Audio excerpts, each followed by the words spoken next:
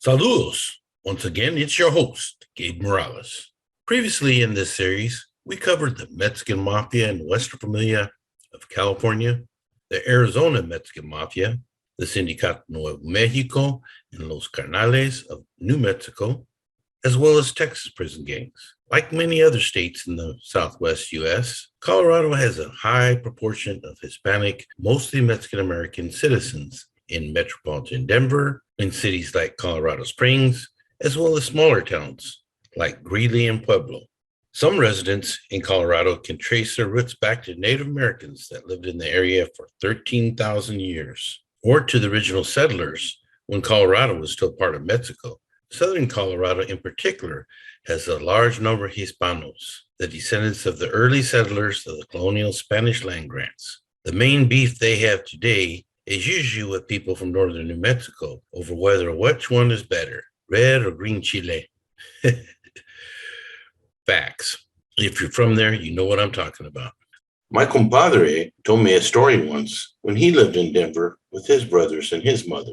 They were living at the time in some Section 8 housing projects on the west side of Denver, located over by the Crusade for Justice. He told me that there was a riot that involved Chicano radicals, some of whom belonged to the Crusade for Justice, and some of whom were Brown Berets. And they fought the cops. The cops chased them, and one of the cops dropped his gun. My compadre and his siblings were just kids, but the next day they found the gun and reported it to police. He said that was just one crazy incident of many that happened in the neighborhood. I knew Marlene Rodriguez Schaefer, whose family was from Pueblo, but moved to Seattle for many years when I was a teen, and she taught for me recently in Pueblo about substance abuse and childhood trauma, which is the main reason for many Latinos becoming alcoholics and drug addicts. Marlene would be the first to tell you, you have to deal with that trauma in order to recover long term. You need to take care of your mind, body, and spirit. I knew people like David Arteaga, who was the master of ceremonies for Fiestas Patrias, Mexican Independence Day celebrations at the Seattle Center, and who was my TAC officer out at the Washington Criminal Justice Training Center in Burien, Washington. He was also a longtime personal recognizance screener at the King County Jail where I worked. In addition, he's an accomplished jazz singer in the Seattle area, and I highly recommend that you check him out if you're ever in Seattle. I have many other friends from Pueblo over the years, like Mike Martinez, who was a criminal justice college professor, and Ben Griego, who was a security threat group investigator who taught me a lot about Pacific Islander gangs. And some of that information is included in my Pacific Islander gang video. I really miss Leonard Vigil, rest in peace, who was a classification officer for Colorado DOC and had a really good personality. He was a really good guy. As was Chuck Scoville, the first president of the Arizona Gang Investigators Association, and a longtime president of the International Outlaw Motorcycle Gang Investigators Association. He also passed, and like Leonard, was a really good guy. Rest in peace. Leonard basically did the same job I did at the King County Jail in Seattle for almost 25 years. Then there was Daryl Vigil, who was the head of the National Major Gang Task Force for a time period before it disbanded. And of course, I can't forget my good carnal, Steve Lucero. Mr. Steve Lucero, who's a very dear friend of mine. I consider him a brother, a carnal, and it's good to see you again. How you doing there, brother? Fantastic, man. The pleasure is all mine, man. I appreciate you stopping by and letting me be part of your show right here, Gabe. Thank you. All right. You have a very interesting life. I sat down with you many times over the years and listened to your stories, and it's really, really incredible how similar our lives were, you know, even though I think I've known you at least, 20 years, 25 years, maybe a little more, but it seems like I've known you all my life. So, you know, like I said, you really could be my lost twin brother there. So, so Steve, tell us, where were you born and where'd you grow up? Well, I was actually born in a place called Dog Patch in Lower East Side. Well, actually, it was a Far East Side. at the edge of the east side. In them days, they had dirt roads, outside toilets, cisterns, that kind of stuff. And then we moved to the east side a little bit later on. And Mhm. for a little year or two, I lived in Anaheim, California. But we moved back because my grandma was having a lot of medical issues, and my dad finally just threw us in the car, and we all came back, man. Uh-huh. And when you say the east side of East what side of city? Pueblo, Colorado. All right.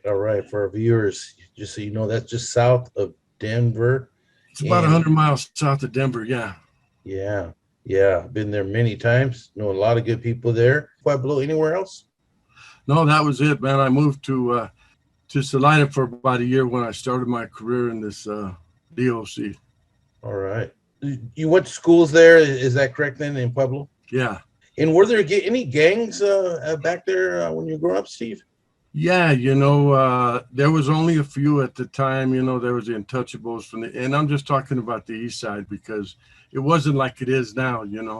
But they had the Untouchables, probably the bigger one, and Dog Patch, the A Boys or 16th Street Boys, just mainly a little block right there. And then the Shaggy Dogs kind of in the east side too. But Okay. I was never involved in that. I was so impressed with Steve's work that I asked him to co-host an International Latino Gang Investigators Association conference with Colorado Sting in Denver when we were both presidents of those organizations. Steve and I have continued to stay in frequent contact for many years, and we even wrote a book together. I think Steve would agree. We both have similar backgrounds. We weren't born with silver spoons in our mouths, but managed to stay out of becoming incarcerated, unlike some of our classmates and guys we grew up with in our hoods. But as fate would have it for both of us, we spent a lot of time on the inside, not as prisoners, but in a corrections capacity. And after work and on the weekends, we both donated a lot of our free time, giving back to the community. Steve relayed to me the Chicano movement in Colorado, in particular, Corky Gonzalez's Crusade for Justice, were strong in the late 1960s through 1970s. But in the early 1980s, with the help of media and Hollywood, a new surge of gang migration took place from other parts of the Southwest, in particular California. Gangbangers from other states with more organized structures in larger numbers moved into Colorado, just as they did into Washington State. While there was gangs present in Washington State and Colorado, the California gangsters took it to a whole nother level.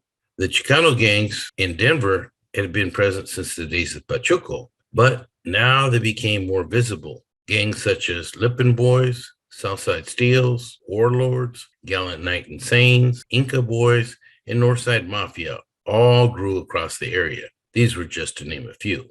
In the more rural farming town of Greeley, Colorado, located north of Denver, other gangs popped up, such as Lonely Southside Chicanos, Southside Criminals, and Southside Pride. Their enemies, of course, were all Norteño gangs, such as Warrio Northtown and the Red Rag Gang, and several more. My friend Mike Prill worked for many years there in Greeley and tried to counteract the gang problem. Greeley gang culture was very thick with California influence of Sureños and Norteños. If you didn't know any better, you would think you landed in East LA or Salinas, California. It was a city of a different flavor, Steve told me.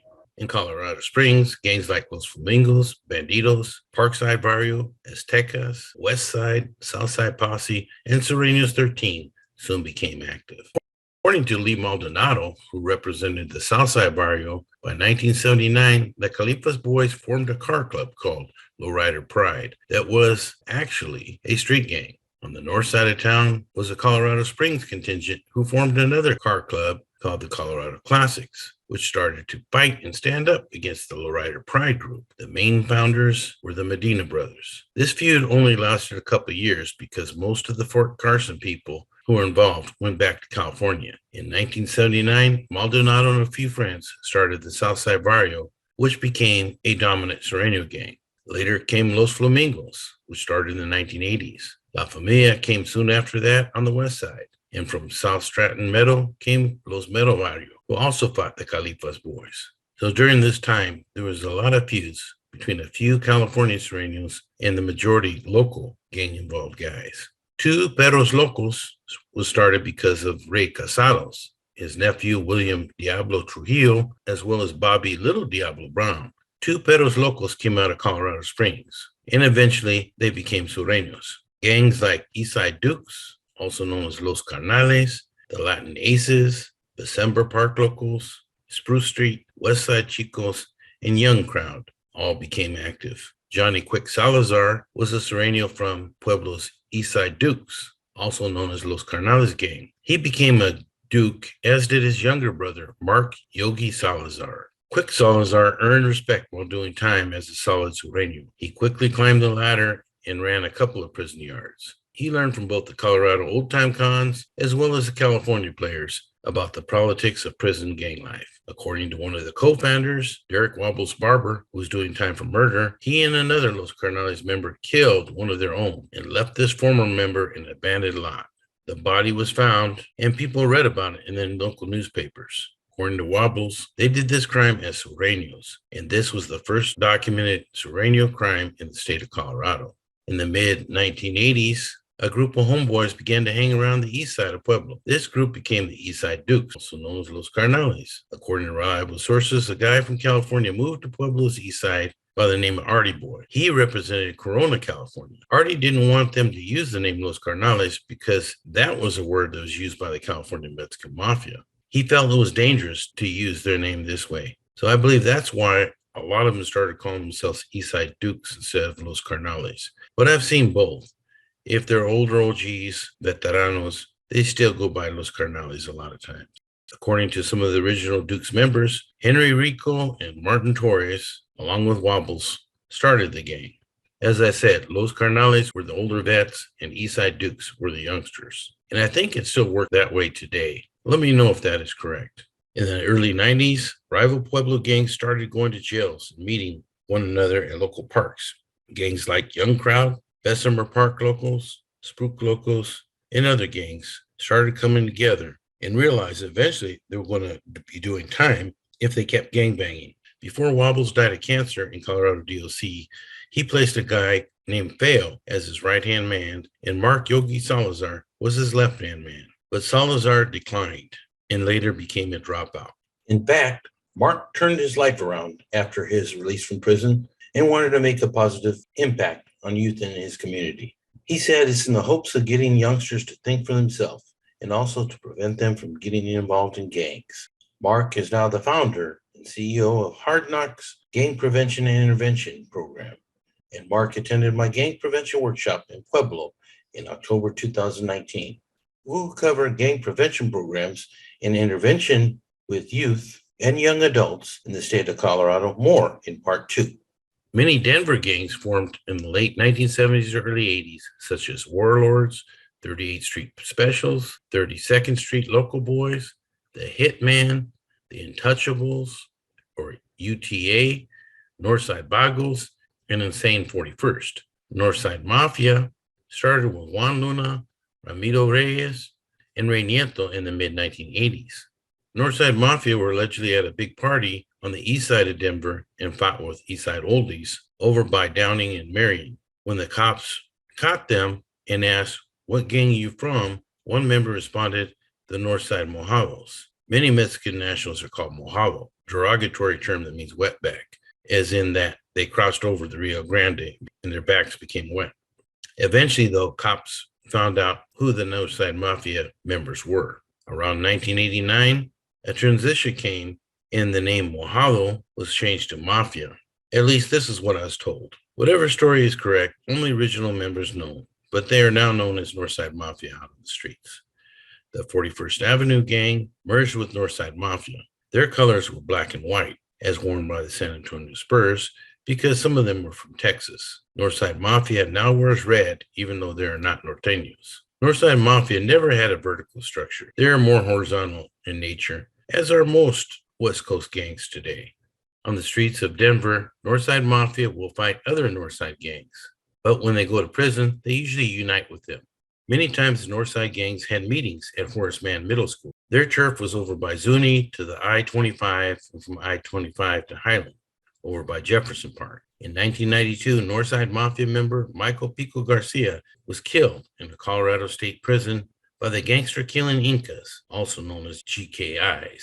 This murder caused a lot of tension in the hoods in Denver. A ripple effect came in the 1990s when the gang started getting picked up for drugs. Northside Mafia were selling drugs to Crips, Bloods, or whoever. It didn't matter. They were just making money. Crime in the area went up. There were more stolen cars, burglaries, as drug demand increased. They also got into it with other gangs. The Kings of Drag, KOD, and Inco Boys were the Northside Mafia's biggest enemies. One night at a party on the south side around First Avenue at Knox Court, they chased out Juan Luna and Rudy Finn. Luna was shot in the hand, and it went to his head. After that, the Inca Boys rose in power. Another group, Grasp, was started by Inca boy Jesse Chavez. Jesse's friend Damian Murphy had been shot, and after the shooting, they said, let's start working together against their enemies. And so Grasp and Inca Boys joined forces. The North Side became so active that cops couldn't keep up. There was 41st, Hitman, Quinta Loma, and a Northside Mafia local boy gang alliance that was called the Fifth Nation. These guys would all back each other up against non-Northside gangs, but would still fight one another at times. Eventually, close to 500 members of the gangster-killing Incas became active out in the street. In 1993 in particular, it was called the Summer of Violence, and many GKI members were involved.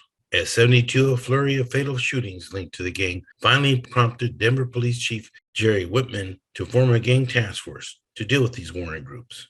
The GKIs are one of the few Colorado-born gangs that are still active out in the streets, as well as in the Colorado Department of Corrections. Right around 1986 or 87, depending on who you talk to, is when the Gangster Knights and Saints really started to blow up. According to some sources, the name was picked out of a dictionary at the Lookout Mountain School for Boys in Pine Cottage. They said the word gallant stood for honor, knights for integrity, and insane for them being crazy. Because the gang name started with a G, they liked to wear Georgetown and Green Bay Pack sports attire. Later, they changed their colors to wearing purple to reflect the Colorado Rockies' official color, and it was said to represent royalty. Many of these guys would hang out a ninth and lip, and this is depicted in a lot of their tattoos. Many of the originals were locked up in the Lookout School for Boys at one time or another. Some of the originals were Mike Psycho Valenzuela, Jimmy Jimbo Valenzuela, Tito Mendez, Johnny G. Estrada, Drew Gutierrez, and Tom Ninja Cervantes. One of the turning points for the gangster-killing Incas when they went to war with the Inca Boys. They took GKI as an honor, gangster-killing Incas, as in Inca Boys. One of the first incidents happened at a party on Fifth Avenue and Inca Street. This area was considered the stronghold of the Incas, and that's where they would hang out. According to Julian Juice Vigil, the Inca Boys weren't a gang. They're actually just a party crew and DJ group, and they would pass out flyers on the weekends for their parties and get-togethers. Vigil claims that the G's were just party security, but one day one of the GKIs busted up the turntables because he got in an argument with one of the Inca Boys DJs, and they started fighting. Pretty soon, all hell broke loose. Some Inca boys showed up and kicked over Tom Cervantes' motorcycle, and that's why they called him Ninja. And pretty soon the feud grew, and in 1991, more incidents happened, including an after-school fight that changed the course of the Inca Boys and GKIs forever. Pretty soon, the Inca Boys were hardly heard of, and GKIs became the prominent gang on the north side. From 1996 to 98, the GKIs had a beef with the California Sureños, and this affected Colorado DOC. In 2015, Jimmy, Timmy, and Michael Valenzuela were all convicted of being involved in organized crime. The investigation began when Jimmy and Timmy were arrested for attempted murder of a man at a bar in Lakewood in February 2014. When the History Channel aired Mile High Killers on Gangland, some didn't like it, but most Northside Mafia felt validated to get their name out on national TV. And so that's a problem, even with videos like that I put out. Some people feel to say the gang names only gives them notoriety. And I agree, that can happen. And sometimes gangsters will post things about their gang. And I want them to keep on watching. I'm hoping that maybe some of the reasons to get out of a gang will rub off on them one day. The other issue is if we don't talk about the gangs, often people think, hey, the gang problem disappeared because it's not in the media. And that's a problem because we need police and corrections support as well as social workers to work in prevention, intervention, as well as suppression work against the gang problem. So my experience is the public and politicians won't support this kind of work if they don't know about it. So there are pros and cons to both. I will keep on doing what I'm doing and keep it real without glamorizing gangs. This concludes part 1, Colorado gangs. Part 2 will be coming up soon. Until next time, this is Gabe Morales signing off. Gangsters, cops, and politicians.